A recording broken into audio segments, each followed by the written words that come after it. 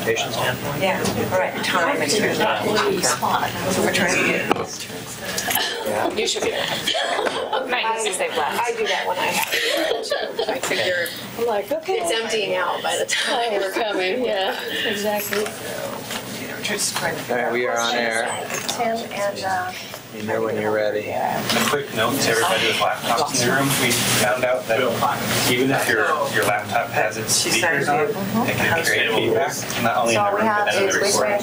So we make sure your laptop is muted.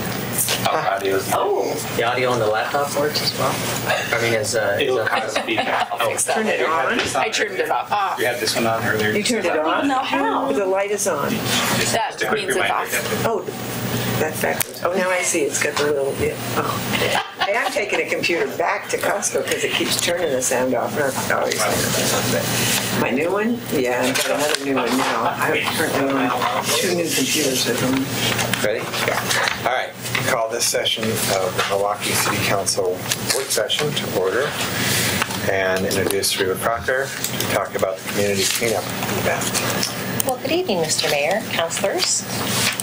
Tonight, I would like to talk to you about the bulky waste event that we just did and just go through some highlights with you. Present in the audience is representative of Waste Management, Hoodview, Rick, our liaison with the county, and Beth, I always forget your title. Vargas Duncan, Regional Director with Oregon Refuse and Recycling Association. Yes, so those people are present with us today. I believe you received the staff report and the related materials, so I'm just going to run through it pretty quickly. So we did do the community cleanup. We did call it the community cleanup on August 19th. It started at 4 a.m. We picked up quite a bit of material this year, more than we did last year. The total cost was about $67,000. We do have the numbers by the haulers. Waste Management, of course, has our largest percentage of the city at 4,500 residents that they had to collect from. M. Dines has about 1,000 residences. Hoodview has about 600. Clackamas Garbage only has 11 customers within our city limits and did not have any additional costs except for the printing and no participation from their residences, their accounts. So this year we did a little bit better marketing than we did last year. We had a significant reduction in the calls and the emails we received after the event, so that was better. These are just some of our outreach that we did. We sent out a postcard. Actually, we designed it. The hauler sent it out on our behalf. Some very basic items that could be included and what was not accepted. We put an ad in the Milwaukee Pilot. We also put it on our website, and we had a dedicated web page just for a moment or two. We did some social media outreach. Then we've got some photos. I went out on the day of the event and ran around for a couple hours, so the following is going to be photos of the event. Here's one of the metal trucks of Waste Management. Here are some of the examples of oversized items from the event. We failed in our marketing message. We told people the equivalent of 1 couch. You see on the top right, we've got 2 couches. We said, yeah, Plus a lot. Plus a lot of other stuff, yeah. We said 2 mattresses. This could be construed as 2 mattresses, 2 mattresses, 2 box. But again, this is something that we need to do better at. Up on the left, just a lot of miscellaneous debris. This is the picture of 1 house, very clearly oversized. Some questions arose. We've got 2 microwaves, and I don't know if you can see, but there is actually 5 TVs at this house, and we specifically excluded TVs. There's a New TVs. Cannot pick up TVs. So they weren't picked up then. They would just be left there. Yes. Yeah. There's a basketball I hoop. didn't put my old box one in. There's a basketball hoop back here. We weren't sure if that was supposed to be picked up or not, but this is very clearly over the size limit. That is 1 house. Wow. More complications existed from just oversized and, a hose like this and all these small items, all that's very labor intensive to pick up. Here, this is all construction debris. We've got 2 commodes, some sinks, all these pipes right here. Nothing was bound together, so every driver has to touch every piece of this. Very labor intensive and very time consuming for them to pick this up. Again, just smaller items. All of this could have been bagged or boxed in some way to make the event go faster and smoother. One house on the left, all they put out was household hazardous waste. On the right, there's some more hazardous waste. There's some gas cans. We did originally, Waste Management did pick those up, and if you can see in the bottom left, we also picked up an LP tank. I was on the ground that day, and we decided we were not going to pick up the hazardous waste. It was too hazardous for the drivers, so we did stop picking that up. This was placed out. This is broken glass. Again, very dangerous for the drivers themselves. Last year, there was a driver that was seriously injured. I don't know if you can see on this construction debris, these large nails. Yeah. That's really dangerous for those guys out there. You know, if they get hurt, it's just not worth getting hurt over picking this up. Here's two people I have blacked out their faces that were adding items after 9 a.m. The woman on the right was adding metal. The metal truck had already cleared her street, so that's, again, time-consuming because the metal truck has to come back down the street to pick up the metal.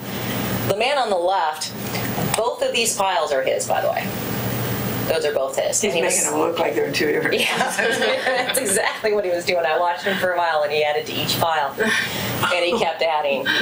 So it's just very labor intensive. I found one house that obeyed the rules. That was it. So there's some things we'd like to do to make the event an improvement next year. First of all, we want to divide the city in half. We want to do more advanced planning. We want to make some improvements to our marketing and our messaging. We also want a staffed phone line during the event, and we want to promote the event as a bulky waste instead of community cleanup. I think that's going to produce better results and give a more true picture of what we're trying to do. So to divide the city, we believe we got some natural dividing lines, which are 99, 224, and Harmony Road. There's no pickups on those roads. So if we divide the city that way, Waste Management has the entire, both sides of that division line. In the south, we have Waste Management and Clackamas Garbage with its 11 clients. On the top, we have Hoodview, M-Dines, and Waste Management. We think by dividing them, we can get it all done in one day, in addition to anybody that's supposedly missed and or added stuff after hours. We would like the dates to be the same every year. We believe that this will help the residents plan in advance. It won't be confusion. Last year was September, this year it was in August.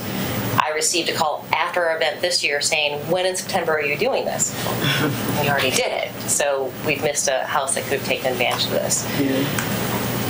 So we'd like the same dates. We also would like to make and when you say dates, you mean weekends? Weekends, my bad. So it's not the day.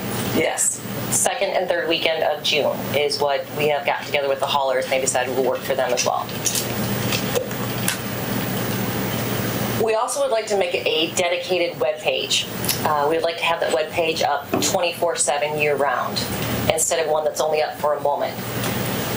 It would give the residents more advance notice, more information, more detailed information. In addition to when we get calls, we can add frequently asked questions. We can address these things and we can progress and educate the residents and ourselves on what is accepted, what isn't, because we're still going to make mistakes as we go, but we're going to get better.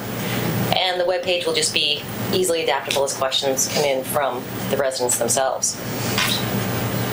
Additionally, during the event, we want to have city staffed phone lines. So that way, the city staff can be in communication with the haulers and be on the ground with the haulers. So when a resident contacts the city, they'll have a live person to talk to. The city can talk to the hauler. The answer can be gotten right then and there instead of waiting till Monday, Tuesday. And the webpage will also give that staff person's direct line, so they're not calling the city and getting bounced all over. We have one point of contact, so we get consistent answers to the residents' questions as well. So, do you have any questions for me? I have several, but they're all pretty quick. I think. Please. So when you go around and if something didn't comply and it wasn't picked up, is the homeowner notified or is it just left there and they're to wonder what happened? This year was left there. Actually, well, The first year, everything was picked up no matter what. This year, some things were left. Okay. What we had talked about doing for the 2018 event is getting a yard flag that will let the residents know why it was left, because they don't know. That's Yeah. a really good idea. There's a lot of things we need to work out about the event yet, some little quirks and things like that. But that was one idea that we had talked about, was a yard flag. Another thought was a yard flag for a different color that would indicate oversize, and then have a tag on it that the hauler would just write the address, keep the bottom part, put the flag in the yard. So when they call me and say, why didn't I get picked up? I'd say, well, you had 8 sofas out there. We can't do that. You had broken glass. So we were talking about that. We have some things to work out yet, though. Okay. And then another question is, when they were oversized, like the 2 couches, did you pick up one and leave one, or did you go ahead and just pick up the 2 even I though think that's they not? picked them all up. They did. They picked them all up. Completed. All right. And that added to the tonnage. And like the 4 mattresses. They picked those up. I watched them pick up. Okay. And then in the staff report, it said that the cost amounts to additional 90 cents per month per resident. Did you mean per residence or per resident? Is it per house or Per house. Per house, sorry. 90 cents, okay. Per account, Okay. per account per not per month? person. Okay. Yeah.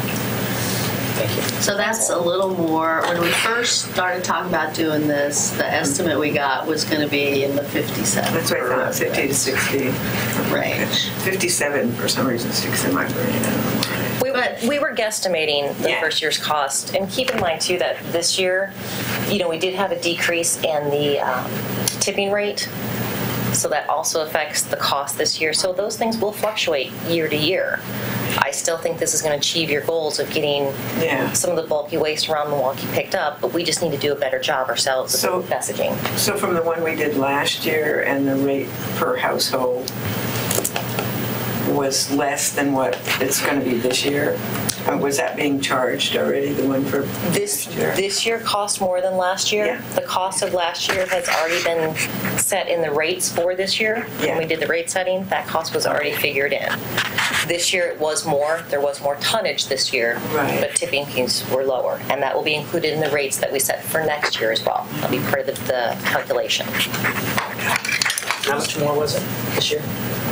Last year we were about 57, 60 cents. This year was about 90 cents, so about 30 cents more per household. Okay, There's what more is that? more participation. What does that equate to? I don't know what 30 cents per household is for Milwaukee. What's it? You mean their What's total? the total cost? How many households? Or We're at 9,000. Total was Well, he said $67,000. $67,000. okay. when So she it cost that started. this year? 67,000? Yes. Yeah. Okay. But see, so I took the slides you did of the individual haulers and divided them by the number of residences, and I found that there was a wide range. But so like Hoodview, it was $8.05 per household, whereas Waste Management was $11.73. I don't know if that's because Waste Management was doing more dividing up into categories, or Well,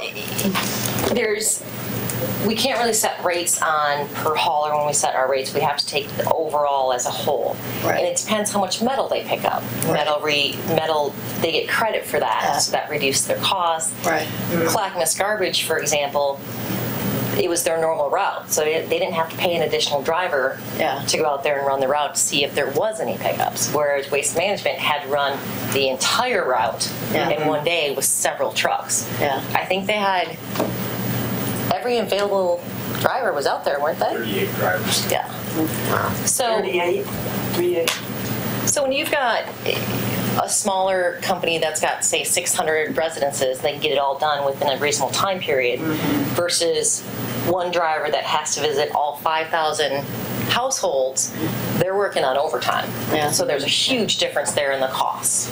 So, but even assuming say the 1173 is rounded up to a nice even $12 per household Is 90 is cents. $1. Yeah, $1 a month. That's different. That's the math. Okay.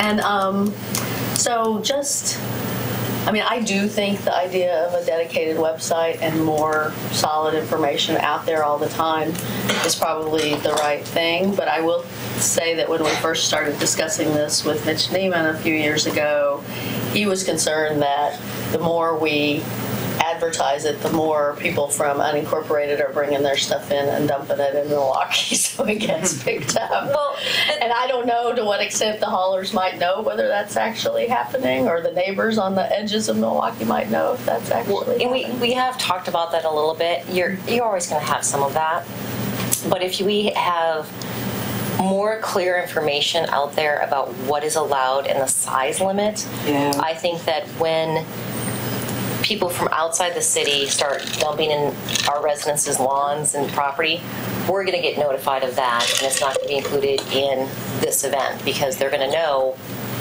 Well, personally, if somebody dumps something in my lawn, I'm calling the sheriff. So, hey, somebody just dumped some trash off. But, because they don't like that either. I mean, if everybody also realizes in whatever marketing we do that the rate we're going to be charged ultimately is based on how much they're going to pick up, and the weight of that, the type it is, how many times they have to not pick up stuff. I mean, if they know that kind of stuff, then I think that hopefully folks would be a little bit more cautious about what they put out, because it's like, oh, if I do 4 mattresses or 6 mattresses instead of 2, they might pick them up, but that's still adding to the overall cost. They as well as everybody else. Well, the first year and last year, I feel most of the calls that come in about this event, and this year was a bigger majority of the conversations were around the cost of the event, and a lot of people from not in the city proper saying, well, why don't you do this in our neighborhood? Well, because you don't pay the rates. Right. If there are people in the city limits that do not have garbage service. If they don't have garbage service, they do not get included in this event because they are not paying for it. Right, exactly. So, and I think the webpage will help that. How people understand that when you put out household hazardous waste, or you put out 5 TVs, first of all, you can't take more than 7 TVs, I think, to Metro without... In total. So as a hauler. Right. Let alone a household. Yeah. But, if we give people the info, all you have to do is go to Goodwill with your TV, right? There's lots of e-cycle drop-off places. 2 weeks before the library did their e-cycle. Yeah.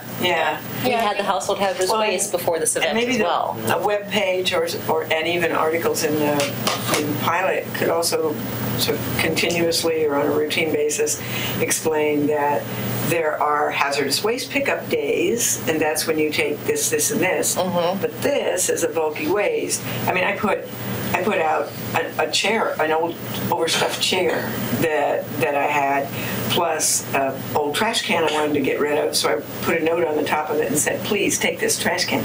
Thank God they did, And then I put stuff in the trash can too, that was smaller stuff. I was thrilled to death that I finally had a place to get rid of my chair. I knew I couldn't take it to hazardous waste, and I knew that I couldn't take my paint to the bulky waste day. Well, our goal is to have the webpage up in the first quarter of 2018, and that way, by having it up continuously, we can promote these events that come up. We can answer people's questions. Over time, it'll develop and be a better source of information, so they know what to do with this stuff. Yeah, and have you thought about even after the fact having some of the information like we were shown on this, having that up on a website or having that in a pilot or something, so folks get some idea of the magnitude and of the actual overall cost, or do we not want to?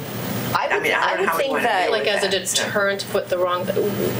I would think that'd be a nice thing to do, to say, hey, we picked up this much waste, and that too I think would help when we leave stuff like broken glass and sharp nails, and they'd understand why. Yeah. Well, I was going to say, I like the flagging idea and the sort of we were here, we didn't pass you by, you left things. Because otherwise they'll think they just got left out, right? Yeah. And the flag is waterproof. It doesn't take a lot of effort to stick it in the ground. Yeah. Well, and it took a lot of effort for folks to take all that stuff out to the curb to begin with. So I think that addressing it, from giving them more information probably will prevent people from from putting the stuff out there that isn't appropriate, but also if we just simply don't pick it up. I mean, I think, maybe the mistake we make is by going ahead and picking up, the 2 couches, even though they were only supposed to put out 1. I think one of the mistakes we did make, but I will say that, our haulers are fantastic. Yeah. And they knew we wanted this event done. So their goal was to pick up everything. Yeah.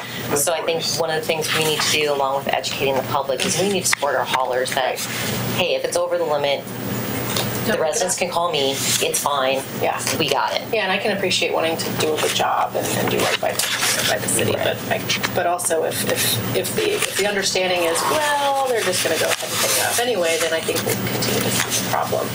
Absolutely. Yeah. I think if we don't enforce, and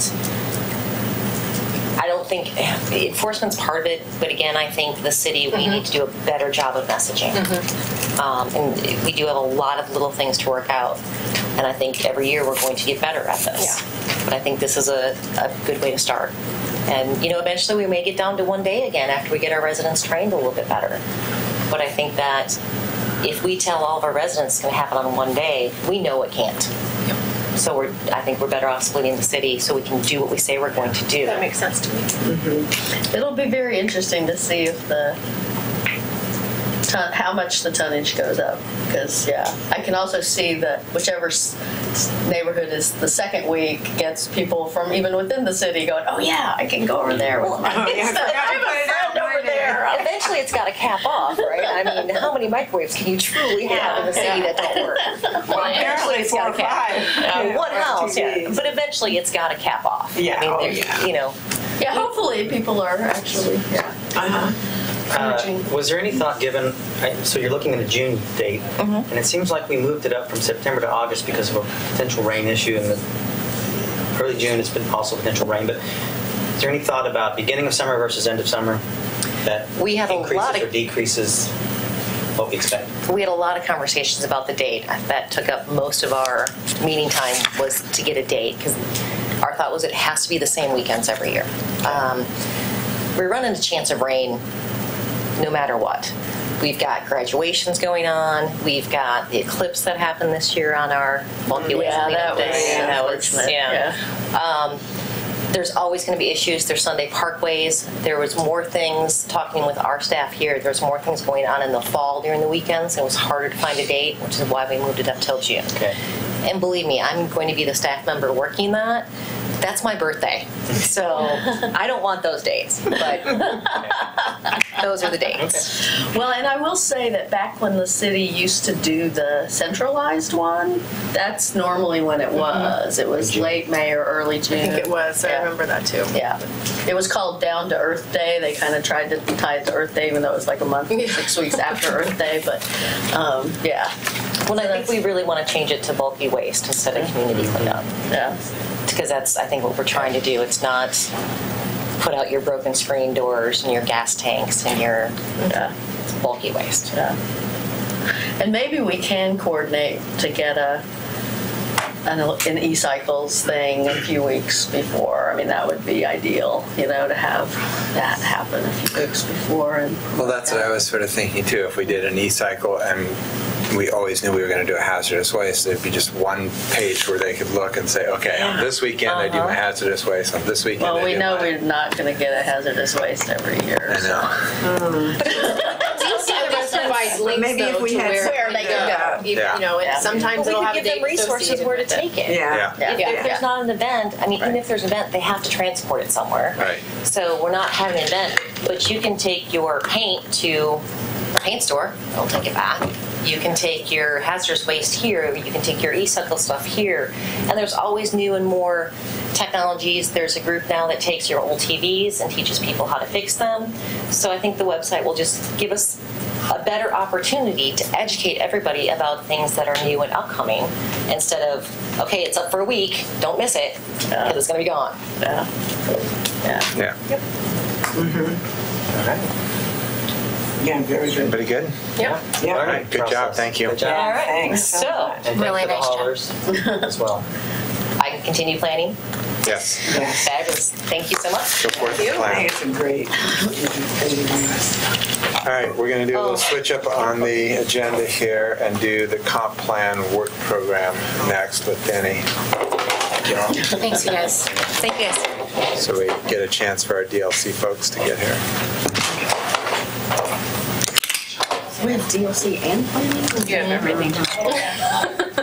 Denny got excited that he could have some time, so just kept filling it. Piling everything up. Welcome back. How was your time, your sabbatical? It's all right.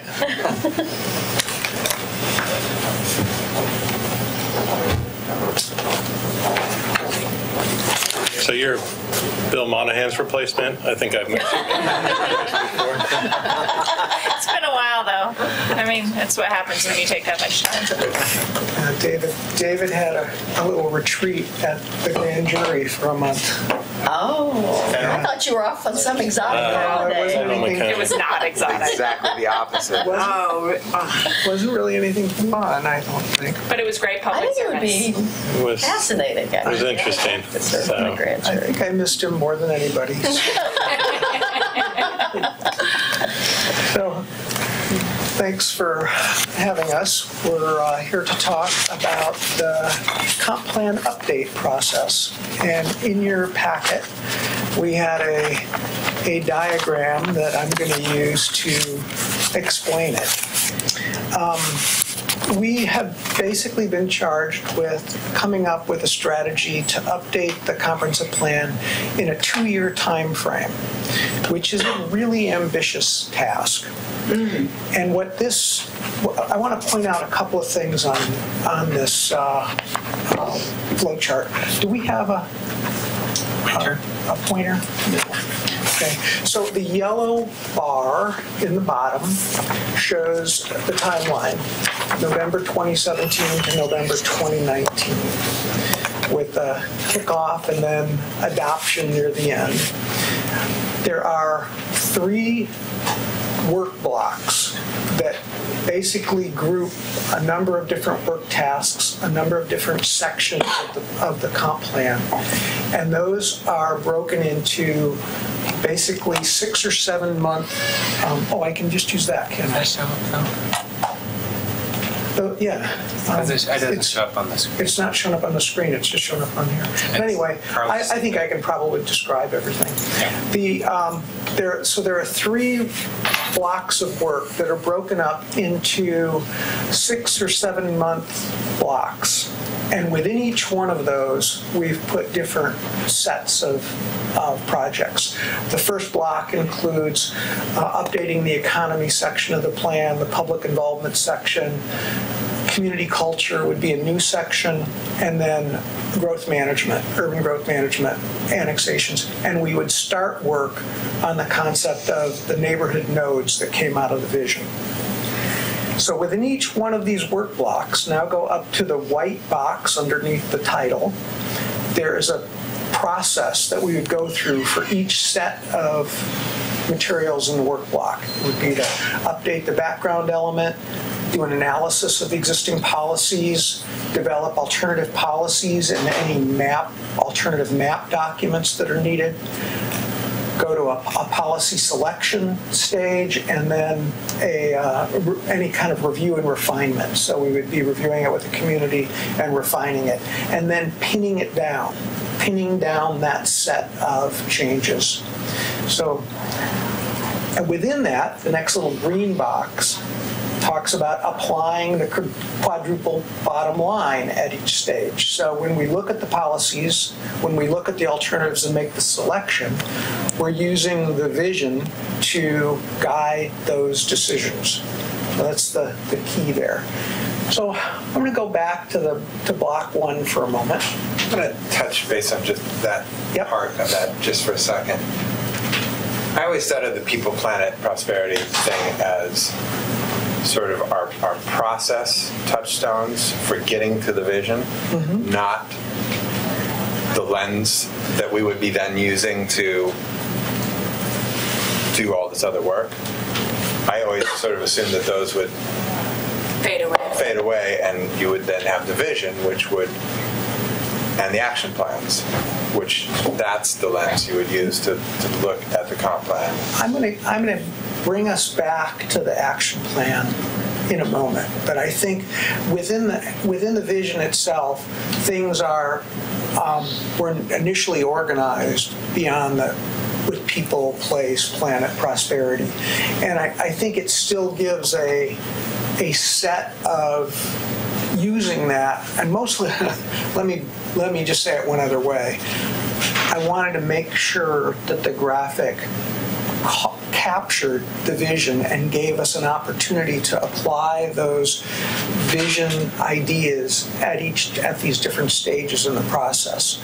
So that input right there just requires going back to the vision and making sure you're capturing those things. Okay. But I think the people, planet, place, prosperity still gives a good shorthand organizational system to kind of look at, do our policies work towards those vision objectives? But it's hard to the put vision 4 statement. paragraphs. No, I know. I would have just written, view through the lens of the vision. Yeah. It's more the vision statement, the statements that we are worried about there, making sure we're working towards those. For going back to block 1 for a moment, the little yellow box with the arrow going up includes the NMIA and the economic opportunities, economic development strategy. Those are inputs into that block. There are other projects that are going on, and you'll see that a couple different times. So block 2 includes housing. So the little box down below includes the affordable housing strategy, the cottage cluster study that we're doing. So those will be inputs into that work. Block 2 also includes parks and rec work, energy and climate issues. So we've got the climate action plan underway. We'll try to bring those in so when we hit the end of block 2, everything is consistent with the climate action plan, affordable housing strategy. And the other element there is the Willamette Greenway. And we have applied for a grant to update the Greenway. And last meeting, I think you had adopted a resolution kind of supporting that application. So we don't know if we'll get it or not, but we thought it was worth putting it as a separate line item here in the sense that it is a project that would include an outside consultant. It would include some additional work that's ongoing. And it is one of the statewide planning goals. It's a section in our comp plan. Block 3 includes public facilities, and the reason we're putting this out that far is it gives us time to work with Public Works and engineering to make sure we've got the public facilities elements as up to date as we can. Some of that may be outlining some of the needs we have to update our public facilities plans, but it seemed that we've got a housing needs analysis done, we've got the economic opportunities analysis done. Those were sort of the big tasks in block 1 and 2. I think the public facilities piece is one of the biggest blocks in block 3. And that buys Peter some time, which is one of the goals too. This section would also include updates to the natural resource policies and environmental quality policies, and include development of an urban design element. So at the conclusion of each block, we pin down the policies, and then in the synthesis task, which is really sort of the 4th phase of the work, we would bring everything together. And one of the concepts there is to use the action plan as kind of a framework structure. The action plan included 5 super actions, kind of dealing with resiliency and environment, transportation and connectivity, neighborhoods and housing, and business and economy. So that's what I'm listing there is just those concepts as part of that. Also put in a culture one, and then in that task is where we would need to synthesize any map changes that we're doing and bring those forward. I realize I missed that white band that crosses block 1 to block 2. That was the neighborhood node concept that came out of the vision, and it crosses both the economic inputs and the housing inputs. And it just seemed like a big enough task with enough outreach that it will take longer than a 6-month period to do this properly. I've got a yellow box pointing up that says 14 neighborhood meetings, and what that would imply are 2 meetings with each of our residential neighborhoods, going out, talking to them about what does a neighborhood node mean to you in your neighborhood, and then coming up with some concepts, coming back to them with how that has evolved and what it might look like in adoption. So that's the concept there. The final little yellow box up there gets really little in terms of the writing here, is inclusive engagement. And the first little bullet says underrepresented communities. And then there's a little apostrophe D, but it means include the underrepresented communities in the community. So it's not to underrepresent them, it's to capture the underrepresented communities. And then making sure we're kind of following some of the same standards that we used for the vision. Reaching out to the schools, reaching out to the neighborhoods, and having a significant online presence, doing some web surveys and so on. So that really, there should be an arrow out of that crosses over the entire process. That's not just a block 3 element. It's starting with block 1, going through the full adoption process. The timeline at the bottom there includes some community events, a major community event in each block and at the synthesis level, and 5 CPAC meetings for each of the 3 blocks. Those are intended to follow the 5 steps in the white box below the comp plan title up there. So you'd have one meeting with CPAC basically to focus on each of those 5 pieces in theory, with a couple of meetings to the Planning Commission in each cycle and 1 check-in with the council for each cycle. You may want more than that, but that's a framework. There's a lot of public meetings outlined here.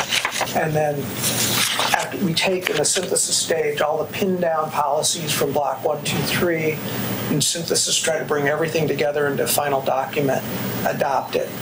And then there will be some post-adoption tasks, such as code update out of this, a TSP update out of this. We want to keep thinking about transportation throughout the process, but I think it will require a separate effort. The resource inventories that we might want to do. I mean, we've wanted to do a historic resources inventory for a long time, but a historic resources inventory is great background information. It doesn't necessarily, and same thing's true with natural resources.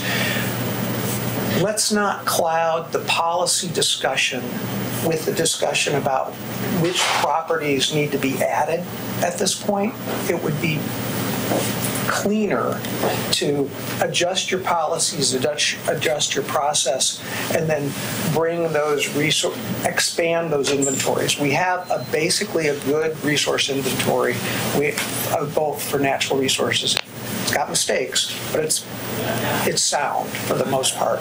And then a historic resources inventory, we know it needs to be expanded, except that it requires owner consent for those. So expanding that resources inventory is a lot of work. We might find partners to help us with that. So to play devil's advocate a little bit on that, I'm going to want to write code more or less stringently if I feel like there are natural resources that are at risk because they are not mapped appropriately. we need the policy. We need to do the policy framework that guides the code. Either way. So but we know a lot of the natural resource problems. We know that the maps for some of the habitat conservation areas are not perfectly mapped. It requires a lot of on-the-ground truthing. And one of the things that I think, I'm going to put words in your mouth here, that I think you were concerned about is what you were told previously is that maps could be adjusted. I think we can fix that code piece, and it's going to go a long ways to solve some of the problems that you're aware of. But again, I think that starts with a policy. So you basis. think we can fix it at the policy level? Policy to drive the code. I mean, we got to keep this. We got to keep the goal in mind here, which is to update the entire comp plan and check off the code fixes that we want to make while we're doing that. I also want to just put out there that I don't think what Denny's saying right now is we can't fix that problem. We're going to try and fix that problem, but that is a long-term discussion with our neighboring agencies too. But it is one we have started as a conversation. Right. I guess the argument could be made that would be a necessary background piece before you went into policy around what kind of buildings are we going to allow in this particular kind of zone. If we know that, if we know what the zoning is, if we know that the resources are mapped appropriately. You know what I'm saying? It's almost like the housing needs analysis. It's almost like you need to know what you're working with before you write the policy. I'm not saying have to, but. Well, and we can continue this conversation with the other agencies that need to be at the table around the discussion from today until 2 years from now, and we may be able to get to some agreements around mapping and around what that process looks like. I'm not saying we shouldn't. I'm saying I can't guarantee that at the end of this 2-year mark, we will have come to an agreement that will allow you that comfort. We're going to try and go down that today as a separate process. It may not work. I think that level of detail warrants basically a process unto itself outside of the comp plan. If you look at the way that the city of Portland has their environmental protection set up, they have their P zones, their protection zones, they have their C zones, their conservation zones. Certain types of things are allowed within each, and they're integrated directly into their zoning. So they did kind of like a big citywide assessment, and I don't know how long it took, but I can imagine it was very long and very, very costly. And that was something where you have to put the resources in at that first step, and that's the way that they decided to do it. I think that would be something hard to incorporate into a 2-year comprehensive plan process. That's something that, if we want to look at something like that, that is something that we can explore, but we would probably pursue all sorts of grant funding and kind of look whatever there was available to help us, to achieve that type of really kind of update to the mapping. My experience in Lake Oswego is the natural resource update there resulted in a total turnover of the council. So I think once you start to get into that mapping component, it becomes quite controversial because you're notifying everybody about, you were a resource before, you're not a resource now. It might very well be easier to get there through that review process for development, either so that we can expand the resource protection during that kind of process. The remap correction, if we can move that up. We do it for water quality resource. Part of the problem is we don't do it for the HCA. That was what came out of the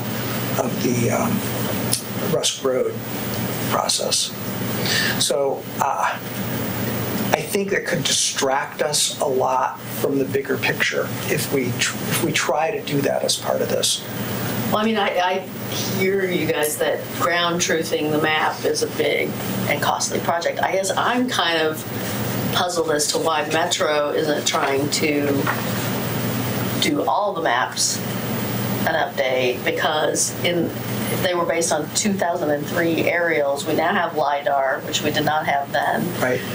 There was a big oak mapping thing that happened over a couple of years where they have a bunch of information now on where the stands of oaks are. They probably have other kinds of things like that have happened. Mm-hmm. It seems to me like as a region we should be trying to see if we can't come up with a more precise map without having to go out and ground truth every. But that, I think, is the discussion, right? That is a very different discussion than the comp plan process. And so I'm not sure I'm being clear about it, and I'm not sure, I think Denny's being more clear than I am about it. But yes, we want to have that discussion. I'm not sure this is the place. Right.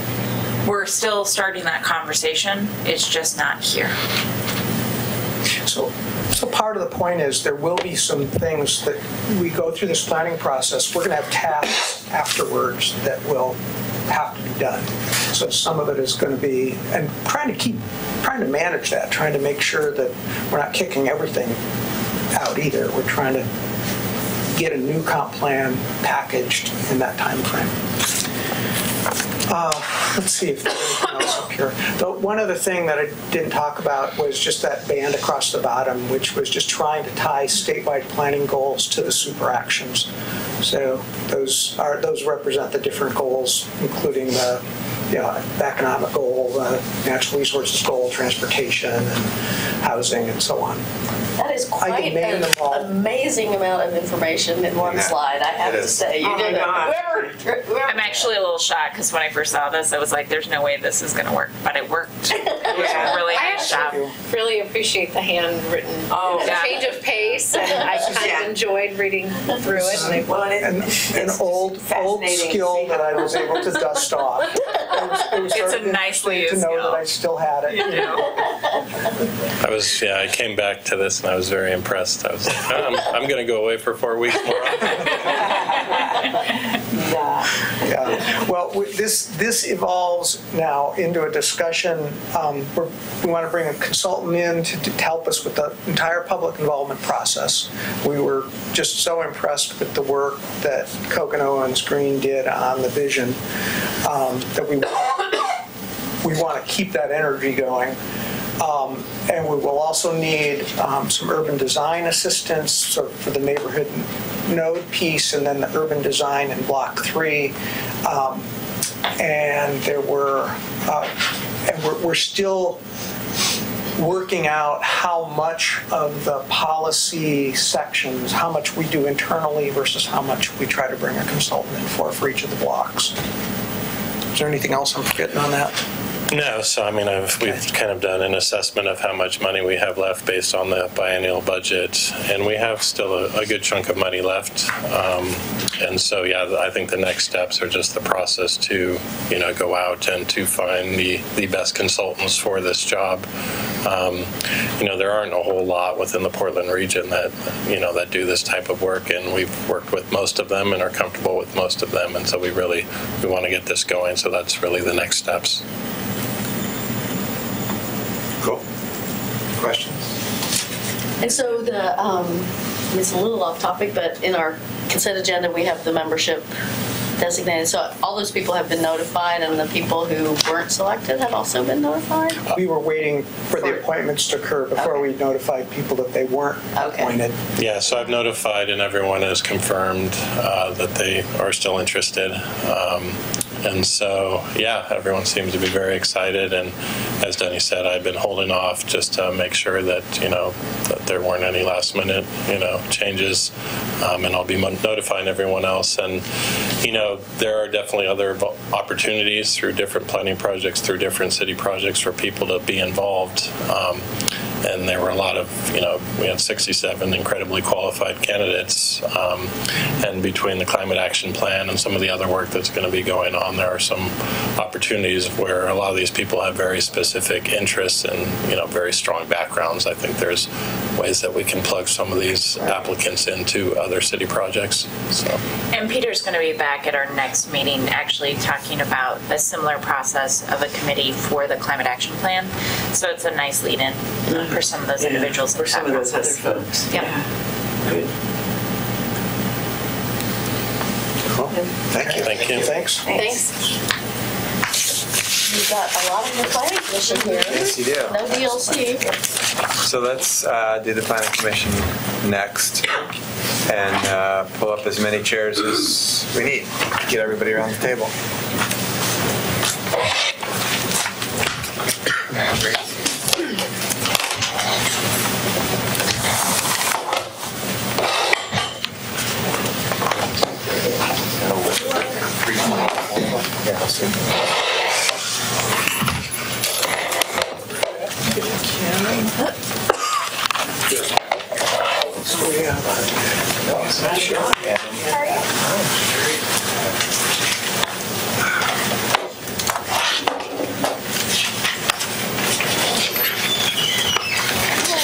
Sure, yeah, what?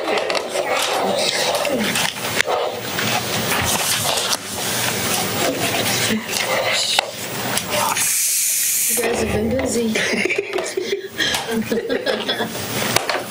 great.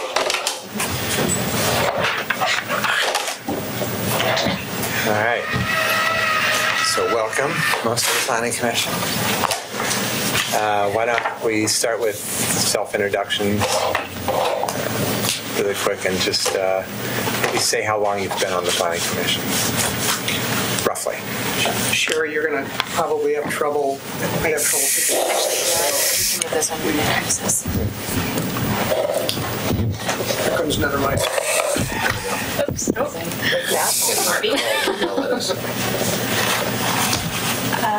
I am Sherry Graw, and I've been on the Planning Commission for a year-ish. Kim Travis, and I've been on Planning Commission for 8 months. There's that. Okay. Excuse this one. Hi, I'm Adam Argo. I currently am vice chair. I've been on the PC for 2 years now, I believe. Greg Hemer, and I've been on the Planning Commission long enough that I think I'm the last appointment of Mayor Ferguson's tenure. But then at the time, Councilor Gamble was interviewing me, so however long that's been. About 3 years. Yeah. Yep. Well, welcome. I have a question.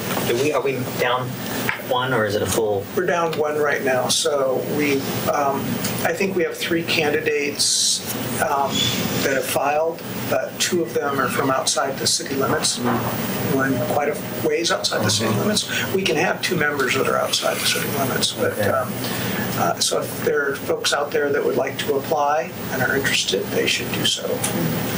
And do we have 2 others that are seated that just aren't here tonight, right? Yeah, Commissioner Burns and Commissioner Jones. Mm-hmm. Yeah, they're our newest members, I think. Yes. Right.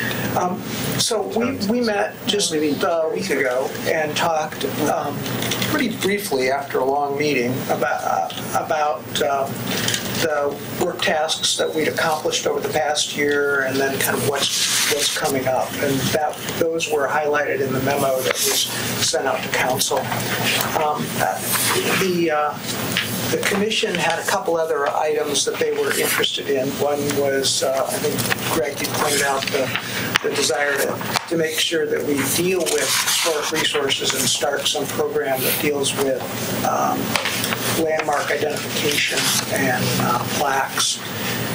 And I did write the other one down. Do you want me to say it, Denny? Yeah, go for it. And another one was the commissioners take our role very seriously, and so we don't only have our rules, procedures, and ordinances that have already been written. We also take our public comment, and we also take very seriously the goals of what council has set forth as well.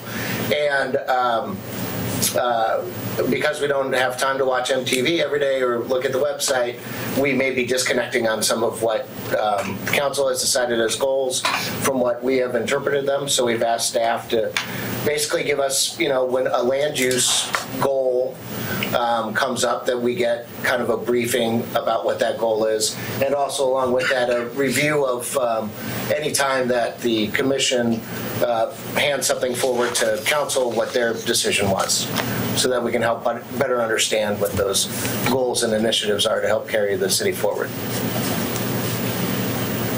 Yep.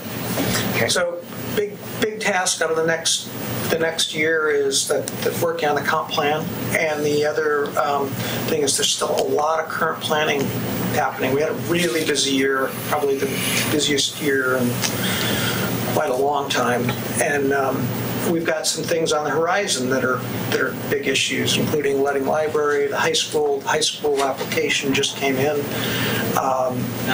and we've got Coho Point probably. So there's a number of things that are going to take time and maybe somewhat controversial in how they go forward. So anyway. The only other thing that I would like to say is I want to thank council for putting together the commissioners that you have. I don't know if I've ever sat next to more intelligent people, more thoughtful people, and also experts in their areas of expertise. And I'm just going to throw this out here for those who would like to join the Planning Commission, is that I think there are a few key pieces that maybe we are missing off the commission. One would be an environmental expert.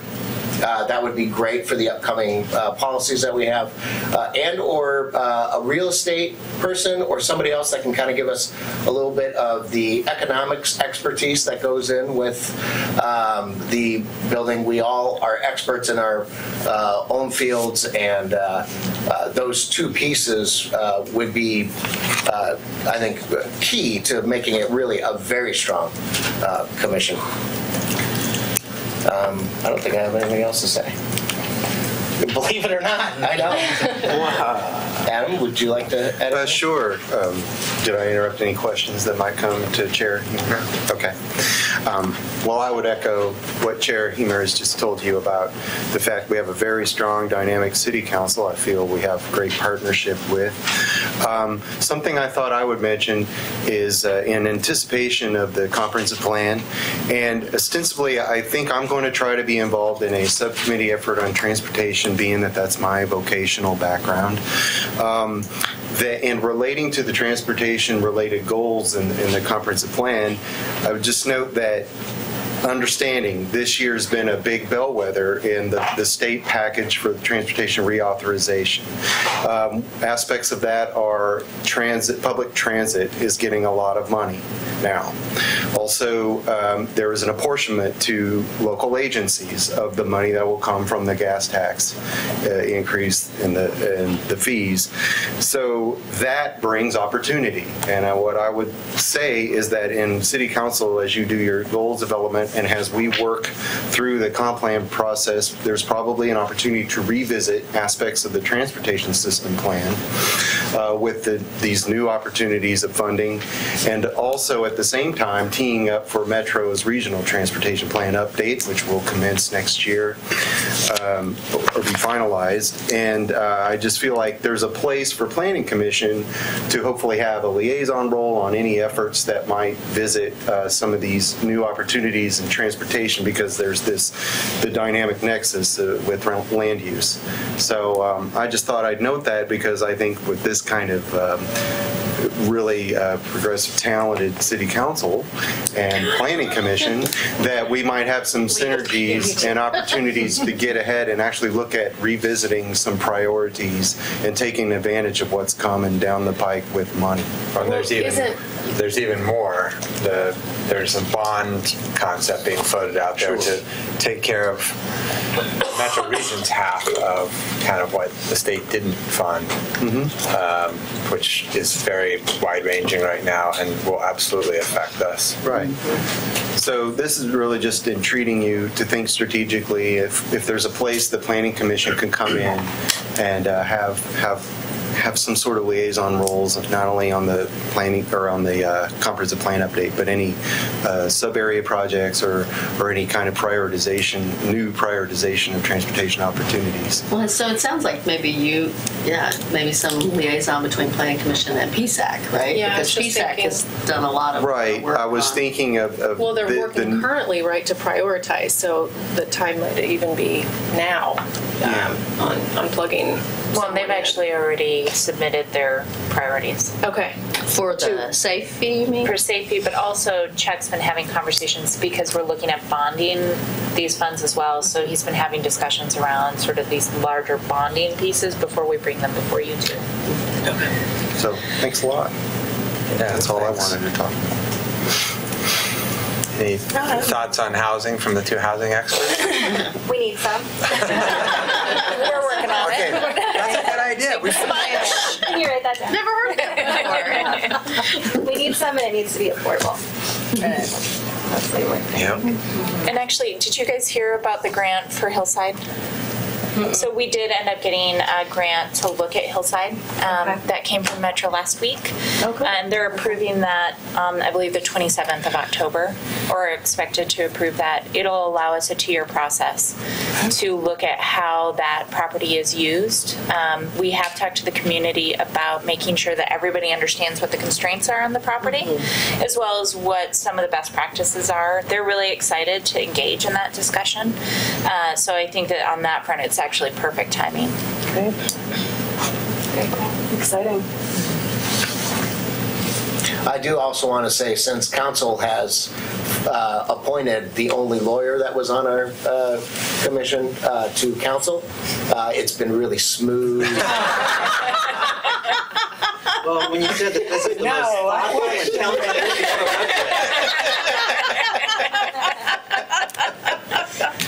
We read paragraphs in whole, and they aren't parsed. Yet. Well, I was going to say, I've been, and I suspect many of us have been watching a lot of your hearings lately. Yeah. And you've grappled with a lot of tough stuff and done a really, good, thorough job. I do want to make 2 entreaties to you. One is, don't feel like you have to agree.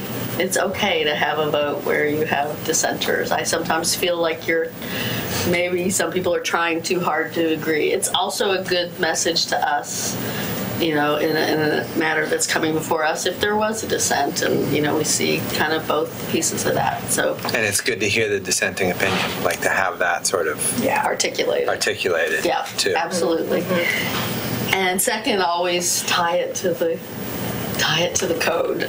Yeah. Tie your comments, to the criteria in the code. That is always helpful to us. Yeah. Well, and we're all coming back together next month to have a discussion with Jordan Ramus around just sort of how these can function and what best practices are legally. So we can have some of those discussions. Come with your questions for Tim and Peter.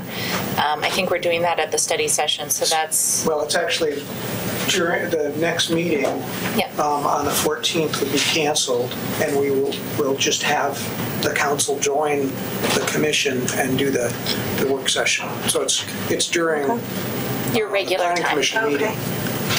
We're going to provide some food so that you can actually hang out and ask some questions. We're also going to be off air just so that you guys have a chance as a training just to understand. So the idea was to start at 6:15, have some food and start in on the work session. Council will be meeting at 5:15, lucky all of you, because we'll be doing your first hour of your regular study session before we go into the training. We figured that Shane led these trainings in the past. He probably could miss one. We were also going to invite the ELC to that meeting. Great. Good. It's too bad we don't have the new planning commissioner chosen yet, because there's a lot to know when you come on, and just knowing the rules about how you're supposed to do it is a good starting point. But What is the deadline on that application process? There's no deadline. There is It's a rolling. So I thought we had 3 applications. We could move forward now with appointments, and I said to Scott, maybe we should just look for at least one more in the city. Okay. It's the two of the 3 are outside city limits, which is okay. It's totally allowed by our code. But if we're going to give a bunch of people, if we get a bunch of people who aren't getting on the planning, the comp plan, who might be interested in applying, let's give them another week or 10 days to apply. Right. You know? Well, and mentioning that when they talk to the folks that weren't appointed to the comp plan, that there are appointments available to the planning commission would really, really help. We could end up with 50 applicants. We could. That would be. Well, we can mention Do that. No, that's not just planning commission, but I mean, like we were talking about the climate action plan. Exactly. Yeah, there are other things coming up and one right now. Yeah, and there's probably spots on the CUAB. I don't know where we stand. Right. On those. Yeah. All of that kind of thing. Well, I think one thing that, at least earlier, there was some question the commission had about how best to have policy discussions. And again, this may be something that we can talk about next time, but it's how to move forward on some of this the policy work on the comp plan and have a good understanding of where the council is coming from. You know, but it feels like when we're doing, as we get into the comp plan, we should probably meet as a group more often than we typically do, like a lot more often. And I don't know what that's going to look like, but this is the group of people that's going to eventually have to pull that together. So having a meeting of the minds through the process is probably going to be. And the committee, Kim is Kim's on it, and then Lisa and I. Council members, so there can be that kind of exchange as well. Right. Yeah. Right. Yeah. But it is one of the questions that I think we had is how to make sure we're basically on the same page. Yeah. Not that we have to be all on the same page, but no, but at least in the same conversation. Oh, exactly. Yeah. Good. And just one little minor thing is, I don't know if Denny sent it around to you guys or not, but there's one of the things that council has gotten the most letters on. It is the thing the council's gotten the most letters on since I've been on council, which is Audubon's Bird Safe program to try and have buildings built with glass and certain features that, are bird safe, and lighting that is safe for, darker skies or safe for lighting. That's something I hope we'll talk about in the comp plan work, but how do we incorporate that? But they are having a session, Audubon and the city of Portland, and I don't know who all is sponsoring a session next Wednesday in the evening, and it's out at the zoo, and they're feeding you even, and it's like for counselors and planning commissioners and architects and designers. It's sort of a discussion of all that bird safe stuff. So it's free, and if they haven't sent it around, then I'll ask Denny to send it around so that people who want to go can go. I sent it on to the commission. Okay. That's a good sales pitch for them. Yeah. So are the letters asking for you to make it a standard design? Revise our code. Okay. I mean, the letters are very, they haven't, the people who wrote the letter, it's a form letter, and they haven't really looked at our code, so they aren't making specific suggestions like do this or that. I see. But it's just sort of, awareness, right? Yeah. Mm-hmm. Yeah. But it does seem to me, especially as we're starting to see, potentially bigger buildings coming up in town, it is something we need to be thinking about. Our design team, I've made sure to mention every time I hear anything about glass on library construction, I mention, make sure we incorporate this issue into our planning and design, because the library will be classic for it, right? Right next to a creek, right next to that, with a whole bunch of windows. So anyway, Anything else? Thank you very much. Thank you very much. Thank you. You guys have been doing a yeoman's job. It's been this has probably been the hardest I've ever seen. The heaviest load.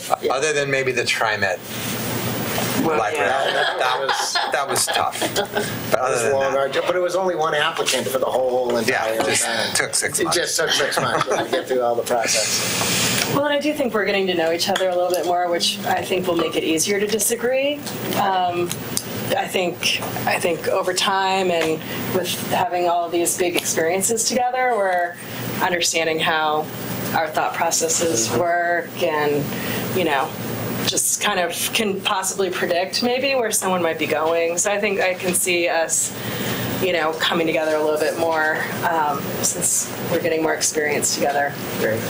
Still a very young commission in that sense. We've got 4 members that haven't been on for more than a year, and we'll have a 5th with the new one. So And we try to lead ourselves down a compromise road. We just wait for Commissioner Burns to throw some sort of monkey wrench into the thing, and then we kind of take it from there. But I think that, not that we're all one like-minded set, but I think that we all kind of understand what is in our code and the purpose of why we're there, and we listen to the public testimony, and then how council is carrying the city forward. And I think that we all kind of have the same like mind of that ultimate goal. So then it comes down to the compromise of what's the best solution for those things. And we do have some heated arguments, but we iron them out, and I've been working on. I've changed my approach because before, I think I said it to Adam. I said, Adam, prove to me that you say that this is what you want. And basically what I was trying to get to is that give me your reason within the code to be able to justify the reason for the variance. And we're getting better at that. Yeah. We certainly are. And instead of just saying, well, that's why we like it. It just looks good. Right. Give the varying reasons, and we haven't had the attorney or Denny yet stop us and ask to give the reasons. So we're doing all right. We'll get there. I would say another touchstone for you now that we've got it done is the vision. I mean, think about that as you're wrestling with something. Do we go this way? Do we go that way? When you think about the vision, how does that inform? Yep. Sure. Too. And I'm just going to throw in, as a believer in the HCA zone and non-disturbance, I would suggest maybe asking our friends at Oregon State, who probably have a pretty progressive urban forestry program, if they would not like to have an opportunity to take students and teach them how to map these areas and reach out maybe to the local schools, and they may have programs actually for cities. And might get it for free. Yeah, university is a good idea. Yeah. Cool. Thank you. Thanks, guys. Thank you. All right, now finally the DLC.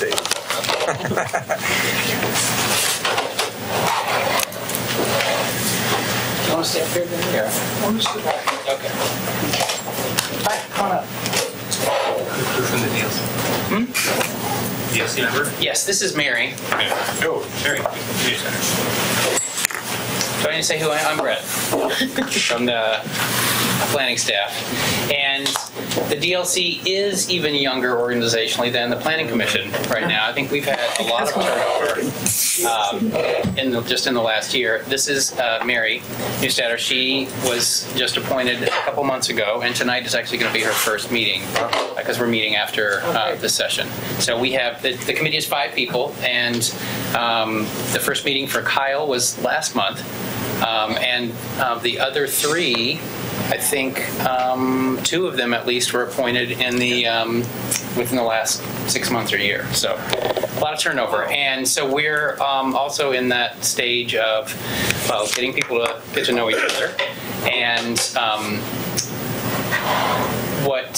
just in the last couple of months, we had the DLC had a public hearing for the design review for the Washington Street Project Galaxy, whatever the name of it is, the Bernard's Garage site, which was the first of what will probably be several design hearings. And their role there was to make a recommendation to the Planning Commission for the Planning Commission's consideration of the larger design review application. And I thought they did a great job.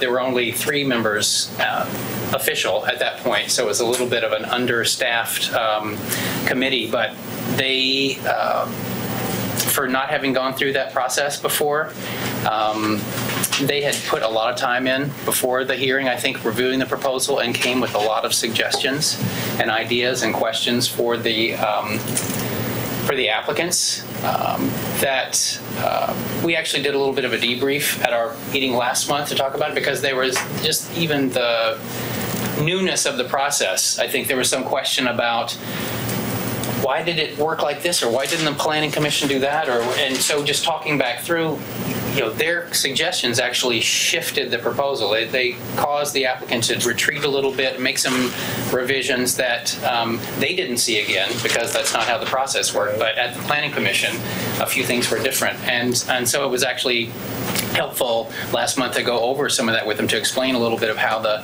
process worked, and to point out how they had in fact made a little bit of a difference in the project. And so that's the first of several, as I understand it, that are coming. And so this group, I think, will get better at that as well, and a little more practiced, and like the Planning Commissioners are saying, more familiar with each other. And I think when we can, we'll probably try to hold those meetings in the council chambers when they're available. It's because the setup is a little bit better. It was a little bit awkward with this space. The committee members were turned sideways to look at the board in a much more confined space than is over there, and so we're figuring out the logistics of that as well. So that I expect to be a big role that the committee will continue to play in coming months as these applications move forward. And along with that, the effort that the group has been working on for over the past year has been what started as a simple refresh to the downtown design guidelines. The initial idea was finding some photographs to replace the ones that are in there that were a little more relevant to Milwaukee. There are some photos from Portland, but others from Colorado and other places. And I think the committee in the past felt that it might be more useful to make some of those photos a little more relevant. And true to form, once we opened the lid on that a little bit, we were looking at the text as well. And there were some questions about whether the language of the design guidelines reflected I guess the current spirit of Milwaukee. And that was an interesting conversation, because at this point, like, all the members are new, certainly to the committee, and several of them were fairly new to the community, folks who had moved to Milwaukee in part because of the changes that were happening here. And that was really interesting to hear their perspective on what attracted them to Milwaukee, what they thought the downtown Milwaukee should be like, and that certainly influenced that conversation. And so it has been a very slow process, in part because the committee only meets once a month, and because they started by tackling what is probably it's the first guideline, but it's probably the most complicated one. It's Milwaukee character. What is Milwaukee? And so there are a lot of discussions and wordsmithing and back and forth about that. And I think one of the things that came out of that was a desire by the group, recognizing that there are projects that are coming. Project Galaxy, the library, everything else, and they thought, how long does it take to update? What's the process of revising these things? And can we get any of the ideas that we've already seemed to come to some agreement on in front of the Planning Commission and City Council and get them adopted, even in an interim way, so that the projects that are coming can be a little more subject to the current, I guess, thinking, or the current understanding of the guidelines. You guys will obviously be a final decision maker on that, but I think that that like they are to the Planning Commission, the Planning Commission is you. I mean, I think their input and perspective will be interesting. You may obviously want to tweak that a little bit, but I think that they'll be doing some good work on that. It's not moving as fast as they would like to, but we're keeping on with that.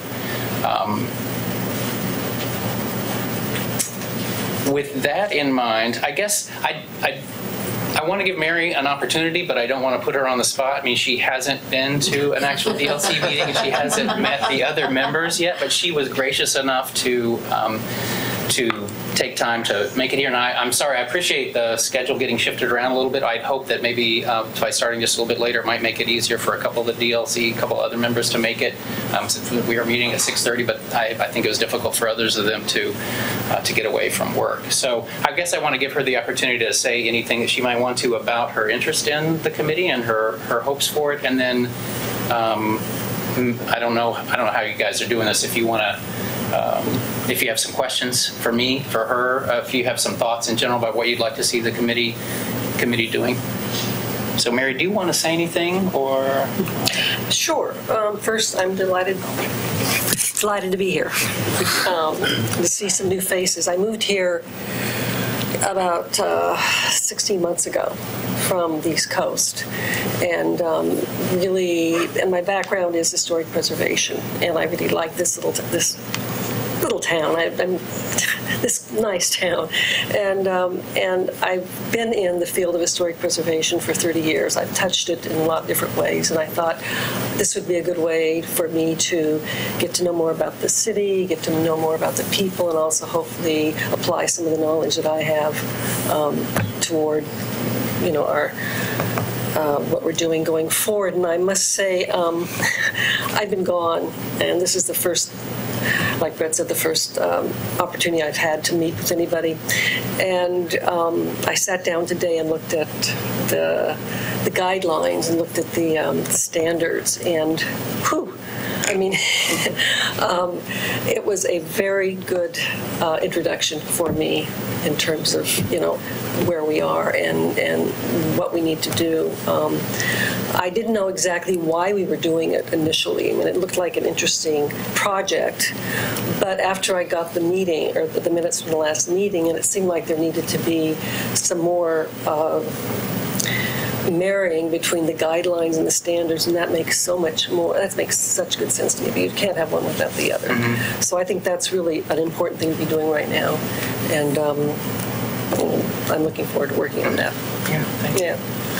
I will say that the Galaxy project that you guys are hearing the appeal on later tonight, that the timing of that for this group was really good in that they spent a lot of time working on the guidelines and now had a chance to kind of apply them, but also in the context of our evolving understanding of what is the relationship between the code, the design standards that were updated. I mean, we kind of did this whole thing to try to fix that part of the code, and a recognition that the guidelines don't fit in the same way that that we thought or assumed that they would. For example,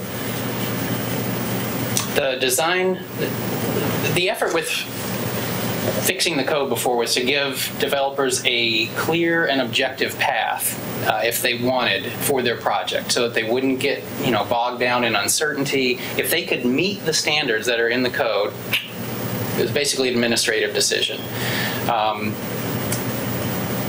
If they couldn't, the assumption, I think, at the time all this was getting put together, as I understand it, was that there was this discretionary process and the design guidelines would be available for their project to be reviewed against. And it's got Milwaukee character, it's got pedestrian emphasis, then there are architecture guidelines, lighting, and signs. That's the framework of the guidelines. But the way we wrote the approval criteria for this review says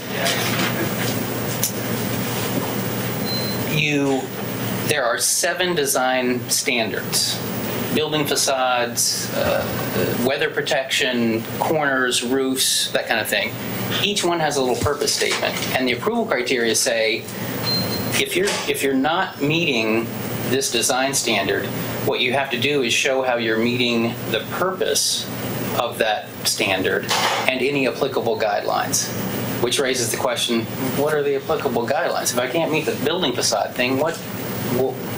So instead of opening it to the entire guideline package, our understanding is, we actually have to try to figure out when a project doesn't meet X standard, what are the guidelines that it's looking at? And the more the group talked about it, the more it seemed I guess, a little unclear. Like, well, we have these great Milwaukee character guidelines. Do we get to apply them if you don't meet the doors standard, or how do these things all fit? So I think that's part of the discussion that really got going last month in light of thinking about how this worked with the Project Galaxy thing.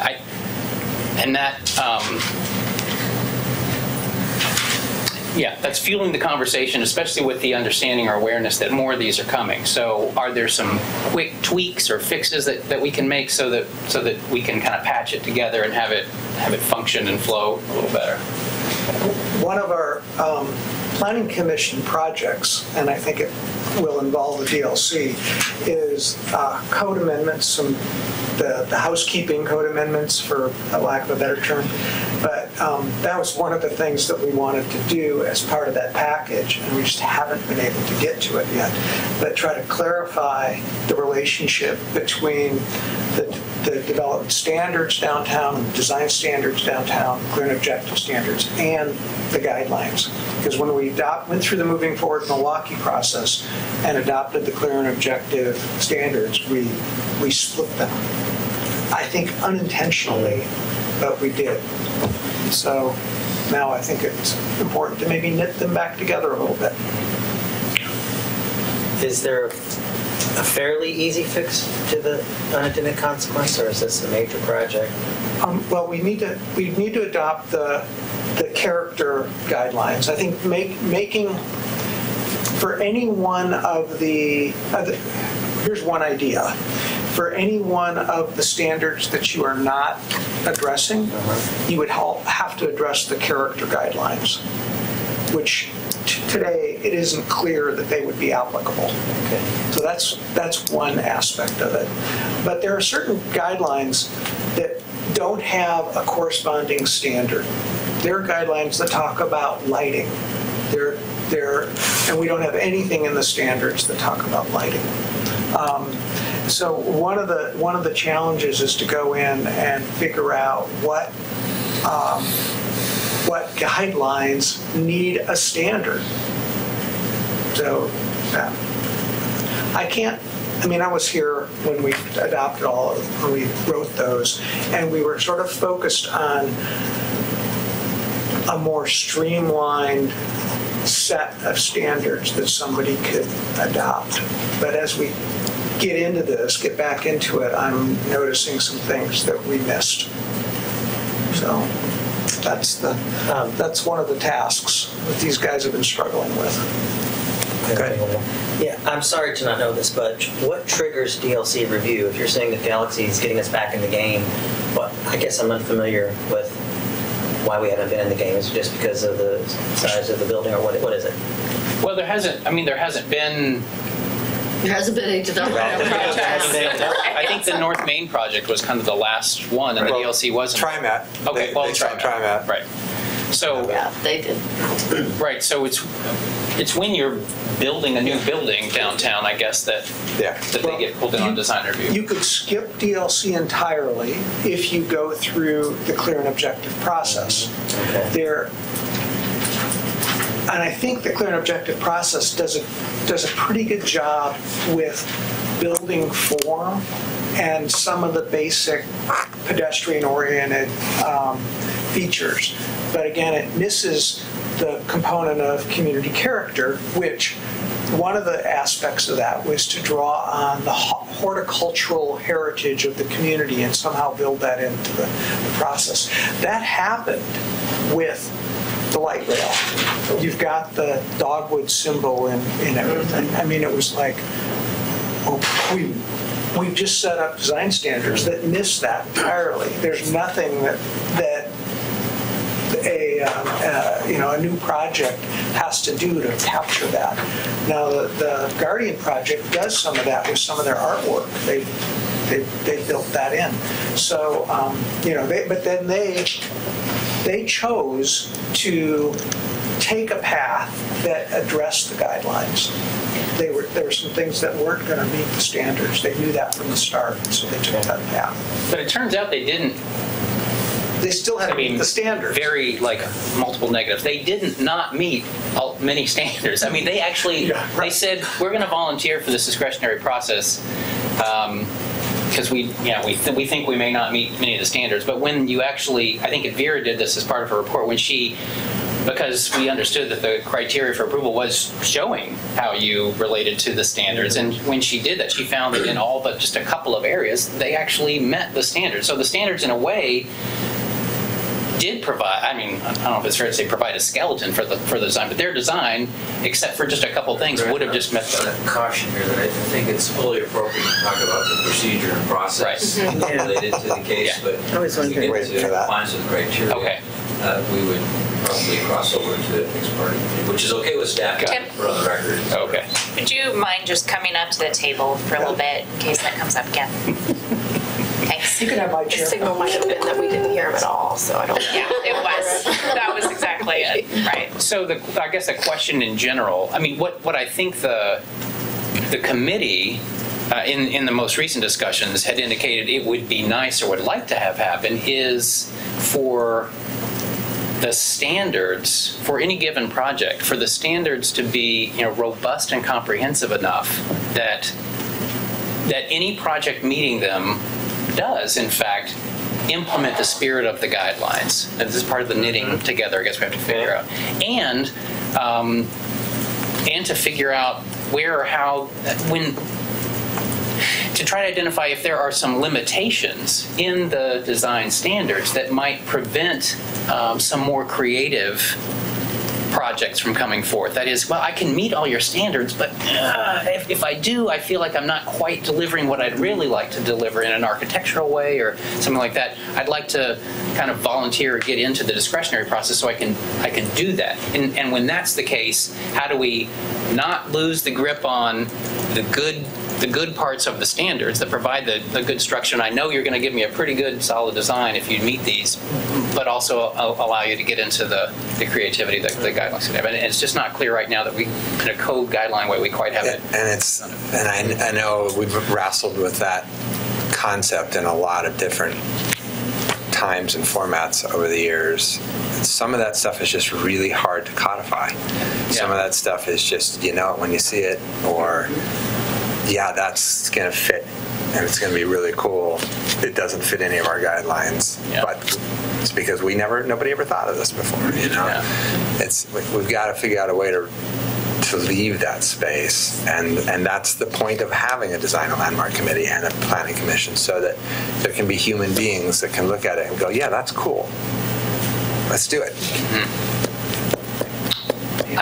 My sense is that this effort is probably going to be fairly consuming for the bulk of this year, noting that we have some new expertise in the historic preservation realm, and that has been that's something that's always on the DLC's work program as an aspiration, and that there is definitely a need, I think, at some point to revisit our historic preservation rules and figure out what the community wants to do with historic preservation. I think will probably be another very consuming effort, and I'm not sure in the larger picture how or where that fits in, because just of the resources that we have available, and also the pressing nature of development as it comes up. But I guess I'm curious to hear if you have any thoughts or questions or suggestions about. Well, Denny's slide showed historic resource inventory being the after the comp plan kind of thing. Inventory out there. Yeah. I think under community culture, we would sort of capture the policy aspect earlier. There used to be a few people on DLC for many years who were big. I don't know that they had professional background, but they definitely, that was their passion. And then there was turnover and they haven't been on. So I don't know that any of the people in the last couple of years have had that as a motivator, but I'm glad to have you, Mary, because we need that. Well, I know you guys have I don't know if you have. I was actually just going to let you guys know you're at 5:30. So. Yeah. Does anybody else have any other questions or comments? No. Carry on. Thanks. Yeah, it sounds like it'll be an interesting conversation for you. Yeah. Well, thank you for the time. Sure. Yeah, thank you. All right, with that, we are adjourned from the work session. Thank you.